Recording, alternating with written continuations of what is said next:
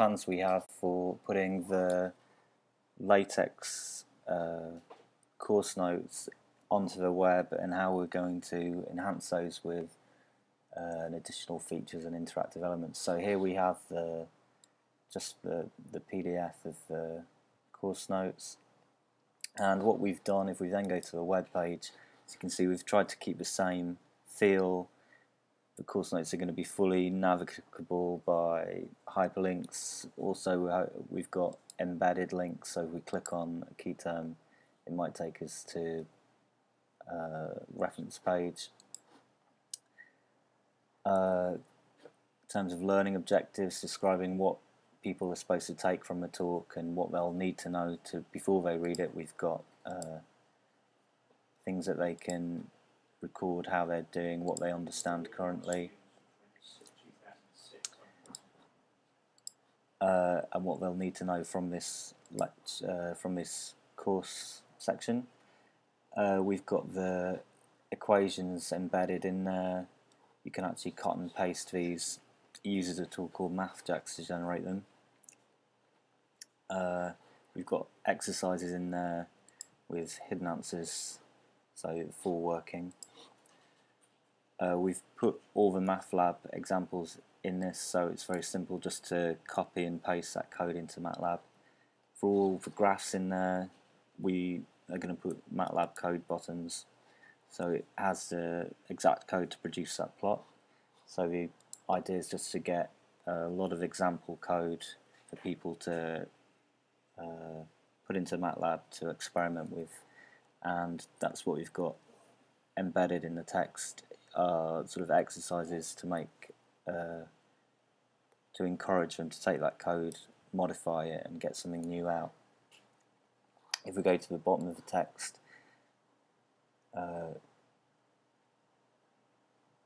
we've got links to further reading, and students can add their own links if they found a site that's useful.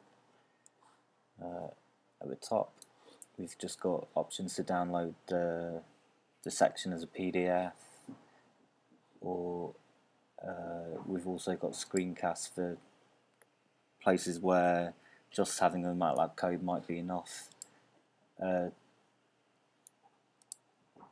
show exactly where people need to type, what output they'll see. So that's screencasts. And what we're doing when we've got graphs and equations,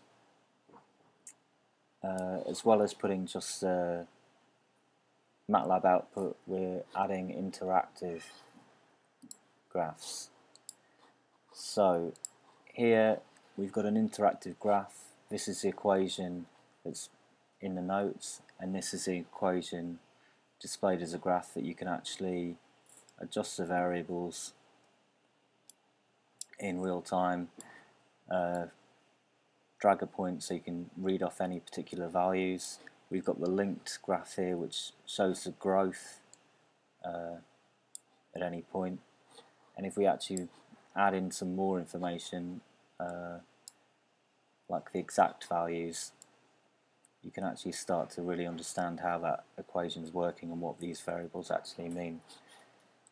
It's possible to do even more complicated things in the browser, so here we've got the repressolator equation, and it's very simple just to adjust these values, and even though it's quite a lot of computation, modern browsers are able just to render that very quickly.